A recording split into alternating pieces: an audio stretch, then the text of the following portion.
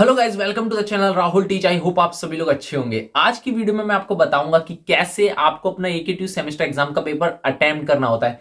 मैं जानता हूं गाइज, काफी लोग ये सोचते हैं कि एकेटीयू की चेकिंग कैसी होती है, हमें कैसे अपना पेपर अटेम्प्ट करना चाहिए, कैसे हमें लिखना चाहिए, मार्क्स भी हमारी एक्सेप्टेशन से कम आते हैं। बट ऐसा क्यों होता है मैं आपको बता दूं। कोई भी रेस हो, मान लीजिए कोई भी रेस है, उसका स्टार्ट भी काफी ज्यादा इंपॉर्टेंट होता है। आपने पूरी प्रिपरेशन करी है, आपने पूरी तैयारी करी है, बट आप कैसा परफॉर्म करोगे वो आपके स्टार्ट पे भी डिपेंड करता है। जैसा मैं गाइज अपनी बात बताऊं आपको, मैं आपको कुछ भी ऐसा नहीं बताऊंगा कि कुछ भी सोच के बता रहा हूं। मैंने जो किया मैं आपको वही बताता हूं। ठीक है, तो मैं आपको अपना बताऊं कि मुझे कभी भी डिससेटिस्फेक्शन नहीं हुआ मेरे एकेटीव मार्क्स के हिसाब से कि मेरे सेमेस्टर एग्जाम्स में कम मार्क्स आए इस सब्जेक्ट में। करीब करीब 45 एग्जाम्स में दे चुका हूं। बट अगर मैं ज्यादा सोचूं तो एक आध सब्जेक्ट ऐसा हो सकता है कि मुझे लगा हो कि इसमें मेरे ज्यादा करके आया था और मेरे मार्क्स कम आए।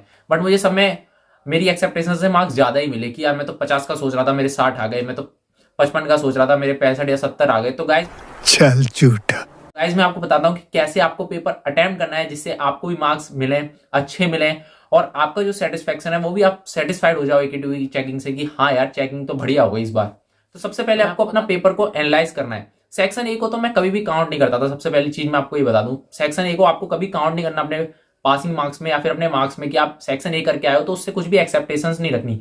मैं जानता हूं कि सेक्शन ए ही होता है जो सबको पास करा देता है या फिर कहीं ना कहीं वो मार्क्स को थोड़ा सा इंक्रीज कर देता है, बट उसके ऊपर एक्सेप्टेशंस अपनी क्रिएट करना वो थोड़ा सा गलत हो जाता है। तो सेक्शन ए को बिल्कुल भी आपको सोचना नहीं है कि आपके पास सेक्शन ए है मतलब उसके मार्क्स आपके लिए कुछ भी नहीं होने चाहिए। ठीक है, सेक्शन ए को आप हटा दीजिए। अब आपके पास है 80 मार्क्स का पेपर। अब आपको 80 मार्क्स में से जो स्कोर करना है वही आपका फाइनल स्कोर होगा। सबसे पहले आपको बी और सी सेक्शन देखना है कि कौन से सेक्शन में आपको मैक्सिमम नंबर ऑफ क्वेश्चंस आते हैं। ठीक है, ठीक है, आपको अपने स्टार्ट करते समय उस सेक्शन को लेना है जिसमें से आपको मैक्सिमम नंबर क्वेश्चंस आते हैं। लाइक बी सेक्शन में हमें 3 क्वेश्चन करने होते हैं और सेक्शन सी में हमें 5। तो आपको देखना है कि 3 क्वेश्चंस, क्योंकि हमें सबसे पहले जो हमारा टारगेट है वो ये है कि हमारे 30 मार्क्स आ जाए, हम पास हो जाए। ठीक है, पास होने का सबसे पहला टारगेट होता है। कुछ भी हो जाए पूरे पेपर में, आपको सेक्शन बी और सेक्शन सी में ये देखना है कि आप पास कैसे हो सकते हो। सेक्शन बी से आपको बेस्ट 3 क्वेश्चन देखने हैं। अगर आपको उसमें से 3 क्वेश्चन नहीं मिलने तो सेक्शन सी आपको देखना है कि उसमें से तो कहीं आपको 3 क्वेश्चन आते होंगे। ऐसा भी हो सकता है कि आपकी बहुत ज्यादा कंडीशन खराब है और आपको बिल्कुल पास ही होना है, तो फिर हो सकता है कि सेक्शन बी से आपको 1 आता हो और सेक्शन सी से कहीं ना कहीं 2 आते हो। ठीक है, तो हम पर वो सिनेरियो लेके चल रहे हैं कि आपको किसी भी एक सेक्शन से तीनों क्वेश्चन आते हैं। लाइक सेक्शन बी से तीनों क्वेश्चन कर सकते हो आप, या फिर सेक्शन सी से आप लगातार 3 क्वेश्चन कर सकते हो।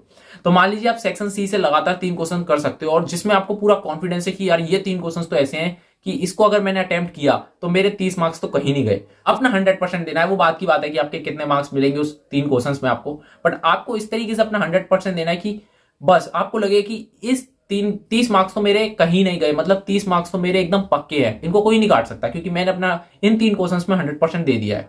अब बात आती है, जैसे ही आपको लगे कि आपका 30 मार्क्स का पेपर हो गया है, फिर आपको नेक्स्ट टारगेट रखना है। अब अपने पेपर को फिर से एनालाइज करना है और देखना है अपने सेक्शन बी में। लाइक आपको सेक्शन बी अब देखना है कि आपको कौन सा सेक्शन बी में बहुत अच्छे से आते हैं।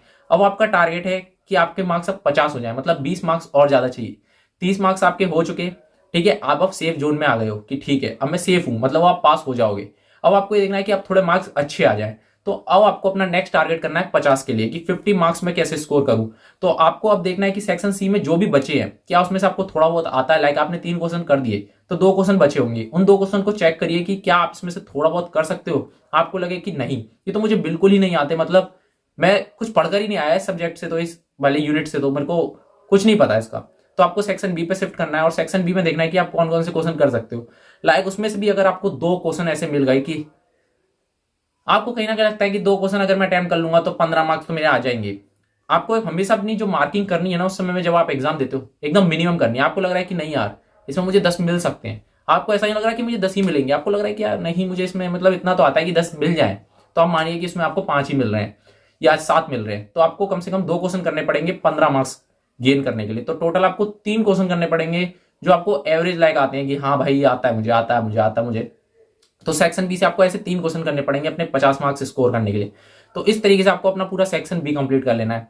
अब बात आती है उन 2 क्वेश्चंस की जो सेक्शन सी में बिल्कुल ही बच गए, मतलब बिल्कुल ही आपको कुछ नहीं पता उसमें अब, पर आपको अटेम्प्ट जरूर करने हैं। सबसे पहला रूल अटेम्प्ट करने का, सबसे पहले जब आप पेपर को एनालाइज करो अपने माइंड में ये तो रख लेना कि आपको छोड़कर कुछ भी नहीं आना। ये तो मैं आपको पहले भी अपनी प्रीवियस वीडियो में बताता था और इस वीडियो में भी बता रहा हूं कि आपको छोड़ के तो कुछ नहीं आना। ठीक है, अब बाकी जो 2 क्वेश्चन बच गए सेक्शन सी में, कि जिसमें आपको कुछ भी नहीं पता, तो उसके लिए क्या करना है, आपको सेक्शन सी में ही पहले ही, मतलब सेक्शन बी अटेम्प्ट करने से पहले ही आपको थोड़े से पेज छोड़ देने थे कि सेक्शन सी में मुझे ये 2 क्वेश्चन पेंडिंग हो रहे हैं, ये मैं लास्ट में करूंगा, मेरे को कुछ नहीं आता।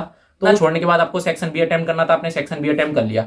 अब आपको बहुत अच्छी हैंडराइटिंग में अपना सेक्शन ए अटेम्प्ट करना है, क्योंकि सेक्शन ए आपने जो टारगेट लिया है ना कि मेरे 30 मार्क्स वहां से, फिर 20 मार्क्स और बी सेक्शन से, और फिर सेक्शन सी से तो कुछ नहीं, फिर ठीक है वो तो 2 मार्क्स को आपको काउंट ही नहीं करना, वो अटेम्प्ट जरूर करने आपको, बट काउंट नहीं करना, क्योंकि आप काउंट करोगे ना तो फिर वो हो जाता है कि आपने ओवर एक्सेप्टेशन कर ली अपने पेपर से।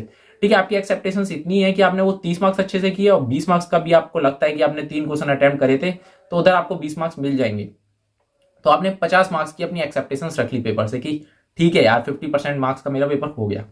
अब जो आप सेक्शन ए करोगे उसको आपको कभी भी अपनी एक्सेप्टेशंस में काउंट नहीं करना, क्योंकि हो सकता है कि आपने 50 की एक्सेप्टेशन मान रहे हो आप सेक्शन ए को छोड़कर, तो हो सकता है आपका सेक्शन ए मिला के 50 ही आए, क्योंकि ये AKT की चेकिंग है गाइस। बट मैं ऐसे ही बताता हूँ, मैं क्यों बोल रहा हूँ कि मेरी कभी भी एक्सेप्टेशन से कम नहीं आते थे, मेरे हमेशा से ज्यादा ही आते थे। लाइक मैं सोचता था मेरे 50 आएंगे बट मेरे 60 आ जाते थे, क्योंकि मैं कभी भी अपनी एक्सेप्टेशंस में सेक्शन ए को इंक्लूड नहीं करता था। इसलिए मुझे हमेशा रिजल्ट पे खुशी होती थी कि यार मेरे माइंड में तो ये बैठा हुआ था 100 में तो 50 आने चाहिए थे, 70 आ गए भाई, कैसे आ गए, मजा आ गया।